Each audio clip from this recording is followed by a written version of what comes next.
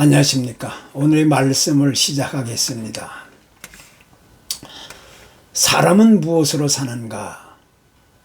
이런 문제는 어떤 고상한 철학자들만이 다루고 있는 문제라고 쉽게 생각할 수가 있게 됩니다. 그렇지만 이 문제는 러시아 문학의 거장이었던 톨스토이가 쓴 한 단편 소설의 제목이었는데 그 내용이 이런 것입니다. 시몬이라는 한 가난한 구두수선공이 있었는데 이 사람이 하나님이 보낸 천사 미하일을 만나게 되었습니다. 그런데 이 미하일은 6년 전에 한 영혼을 데려라는 하나님의 명령을 받고 세상에 내려온 사람이었습니다. 그런데 이 미하일은 아이들이 죽을 것을 염려하고 걱정하던 그 엄마의 애원 때문에 그만 마음이 약해져서 그녀의 영혼을 데려가지 못하고 있었는데, 그때 하나님이 미하일에게 사람의 마음속에 무엇이 있는가, 사람에게 주어지지 않는 것은 무엇인가, 이런 문제에 대한 대답을 찾아오라는 그런 과제를 주게 되었던 겁니다. 그래서 세상에 내려온 미하일은 그렇게 가난하게 살고 있었던 구두수선공을 만나서 그의 집에 잠시 머물면서 하나님이 내어주신 문제에 대한 답을 찾고 다시 돌아간다는 그런 이야기가 됩니다. 특히 미하일이 그 구두수선공을 만나서 그의 집에 잠시 머물면서 돌아가게 되었을 때 그는 이제 나중에 이렇게 말합니다. 내가 세상에 살면서 깨달은 것은 모든 사람은 언제나 자기 자신의 그 이기적인 생각으로 그렇게 살아가고 있지만 사실은 진정한 사랑으로 살아가게 된다는 겁니다. 그 이유로서 자기 자신을 따뜻하게 맞아주었던 가난한 구두수선공의 부부도 그렇고, 또 버려진 쌍둥이 아이를 키우는 그 엄마의 마음도 그랬다는 것입니다. 그러면서 이 소설의 결론은 사람은 그 무엇보다도 진정한 사랑으로 살아가게 된다는 사실을 그 핵심적인 메시지로 말하고 있는 겁니다.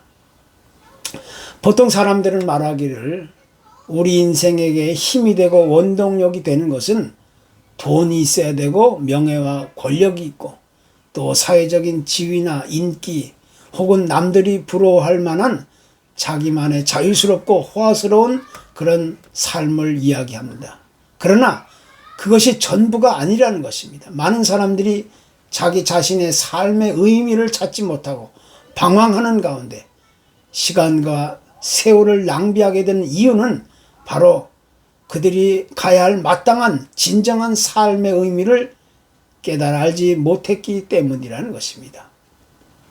특히 세상의 많은 사람들은 그렇게 흔하고 또 쉽게 사랑에 관한 이야기들을 많이 주고받고 있습니다.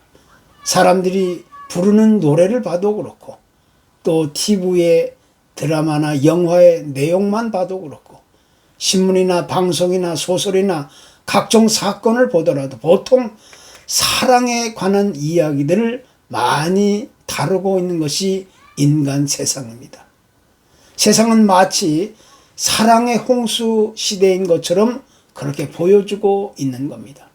그러나 사람들은 여전히 이 사랑에 대해 그렇게 목말라 하고 있고, 또 사랑에 대해서 극도로 굶주려 있다는 것이 오늘날 이 세상에 부정할 수 없는 현실이라고 말하게 됩니다.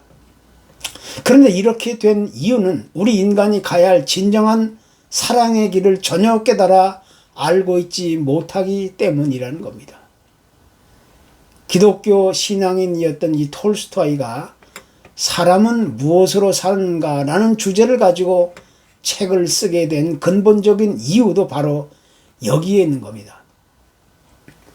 그는 예수님이 가르쳐준 사람은 떡으로만 살 것이 아니다, 이 말씀을 생각하면서 우리 인간은 하나님이 주신 진정한 사랑이 있을 때 비로소 세상에서 아름다운 삶을 살아갈 수 있게 된다는 사실을 그렇게 강조하고 싶었던 것입니다.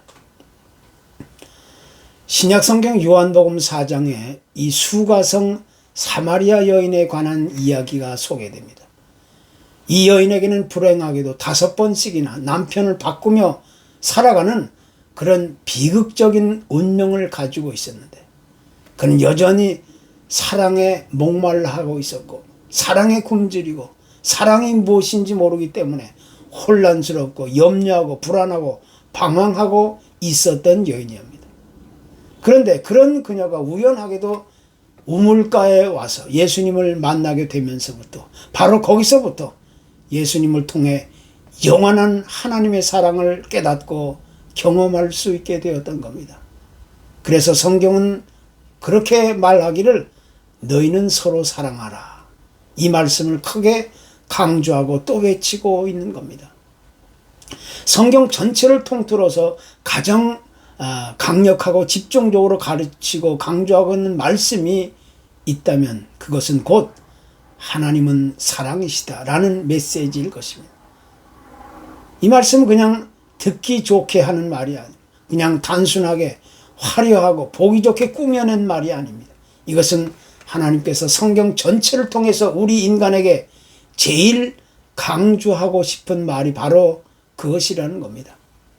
만약 하나님께서 나는 힘이다, 혹은 나는 전능하신 하나님이다, 나는 지혜의 하나님이다, 이렇게만 말씀하신다면 우리 인간은 그 말에 짓눌려서 그 누구도 그 말씀에 귀를 기울여 듣지 않을 것입니다. 왜냐하면 우리 인간은 하나님 앞에 너무 연약하고 부족하고 미련한 존재이기 때문에 감히 그 앞에 나설 만한 인간이 아무도 없다는 겁니다. 그러나 하나님께서는 나는 사랑이다 라는 말씀을 내세우면서 누구든지 하나님께 나와 그와 함께 교제하며 그와 더불어 다른 사람들과 함께 화평을 누리면서 아름다운 삶을 이루어 가기를 그렇게 소원하고 계시다는 것입니다. 그런데 하나님께서 그렇게 강조하고 교훈하시고 소원하고 계시는 이 사랑에 대한 메시지는 그저 단순하고 막연한 추상적인 언어만의 문제가 아닙니다.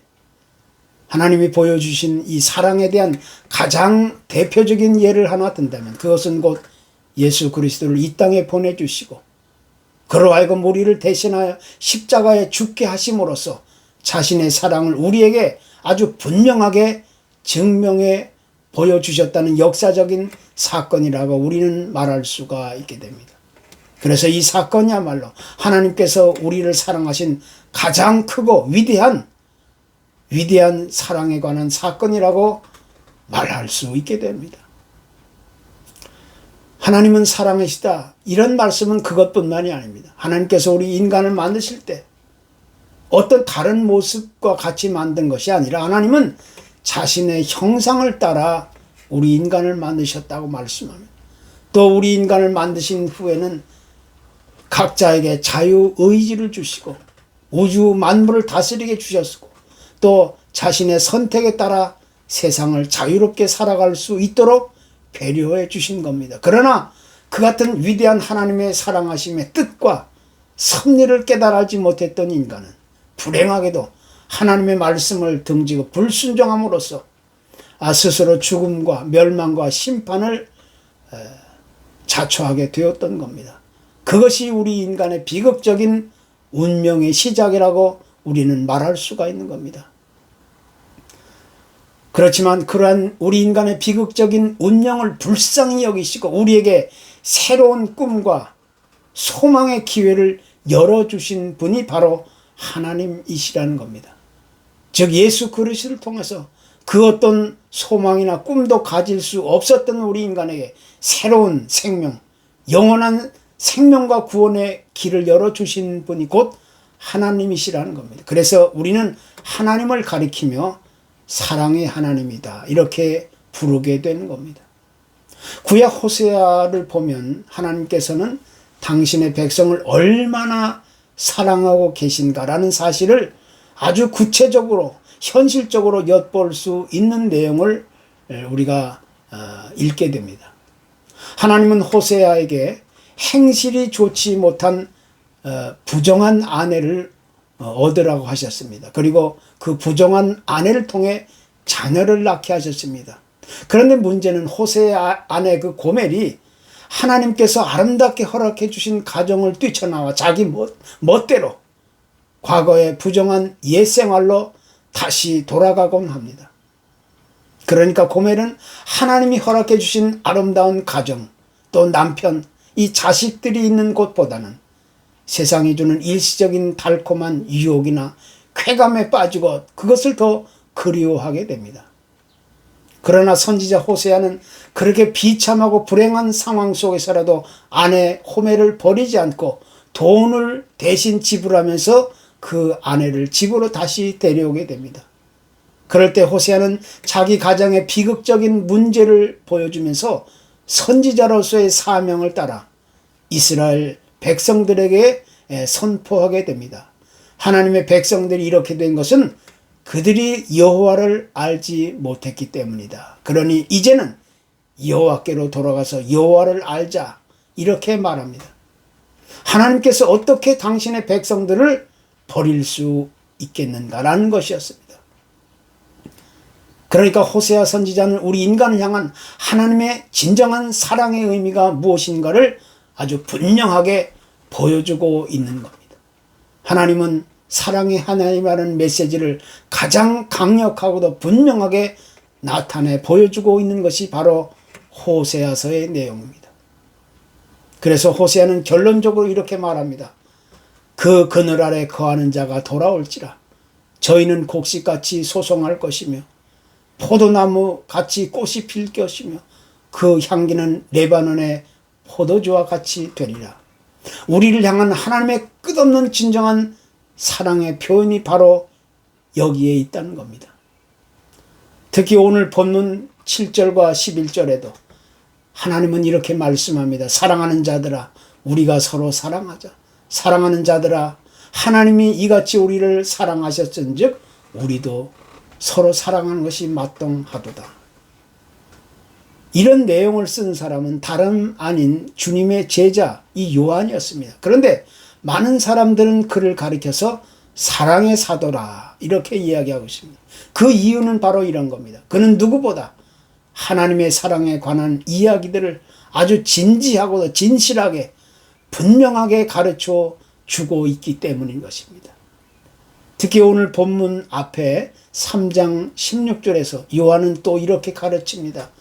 그가 우리를 위하여 목숨을 버리셨으니 우리가 이로써 사랑을 알고 우리도 형제들 위하여 목숨을 버리는 것이 마땅하도다. 그렇기 때문에 우리가 서로 사랑한다는 것은 어떤 형식적이고 체면적인 사회적인 어떤 화려한 언어의 문제라기보다는 이것은 분명하게 하나님께서 우리에게 주신 새로운 명령과 계명이라는 사실을 우리는 다시 강조하지 않을 수가 없게 되는 것입니다. 또한 주님도 이미 이렇게 말씀하셨습니다. 새 계명을 너희에게 주노니 서로 사랑하라. 내가 너희를 사랑한 것 같이 너희도 서로 사랑하라. 너희가 서로 사랑하면 이로써 모든 사람이 너희가 내 제자인 줄 알리라. 바로 이 같은 말씀이 주님이 우리에게 부탁하시고 소원하셨던 아주 가장 위대한 말씀입니다. 보통 사랑이라는 단어를 우리가 이야기할 때 사랑이란 사랑을 하는 사람 쪽에서 더 큰 양보와 희생과 배려가 필요하다고 그렇게 말하고 있습니다. 그러나 사실은 그것이 아닙니다. 사실 사랑이란 사랑을 받는 사람 쪽보다는 오히려 사랑을 베푸는 사람들에게 더 큰 유익과 아름다운 열매와 결과가 따라오게 된다는 겁니다. 그래서 믿음이 있는 사람들마다 또 하나님의 지혜를 가지고 사는 사람들마다 그 사랑이 무엇인지를 올바로 깨달아 알고 그 사랑의 명령과 계명을 따라서 온전한 사랑을 이루어가기를 그렇게 소원하게 되는 것입니다. 우리는 지금 어떤 곳에 우리 인생의 목표를 두고 세상을 살아가고 있는 것입니다. 어떤 사람은 부와 재산과 명예와 권력과 그런 것에 자기 인생의 목표를 걸어두고 달려갑니다. 또 어떤 사람은 자신의 육체적인 건강이나 아름다움, 또 안락하고 편안한 삶에 목매어 인생의 목표를 거기에 두고 세상을 다름질치고 있는 겁니다. 그러나 그것이 무엇이든지 시간이 가고 세월이 지나면 전부 지나가 버리는 것들 뿐입니다. 순간적이고 일시적인 것들로서 다 시들어가고 사라져버리는 것들 뿐입니다. 그래서 고린도전서 13장도 이렇게 말합니다. 예언도 패하고 방언도 그치고 지식도 패하리라. 예언하는 능력이 있어 모든 비밀과 모든 지식을 알고 또 산을 옮길 만한 믿음이 있을지라도 사랑이 없으면 내가 아무것도 아니요 사랑이 없으면 내게 아무 유익이 없느니라. 사람은 무엇으로 사는가? 이에 대한 대답은 분명해 보입니다. 사람은 사랑으로 살아간다. 바로 이러한 말씀을 마음속에 새기고 또 새기면서 살아갈 수 있기를 간절히 소원합니다. 감사합니다.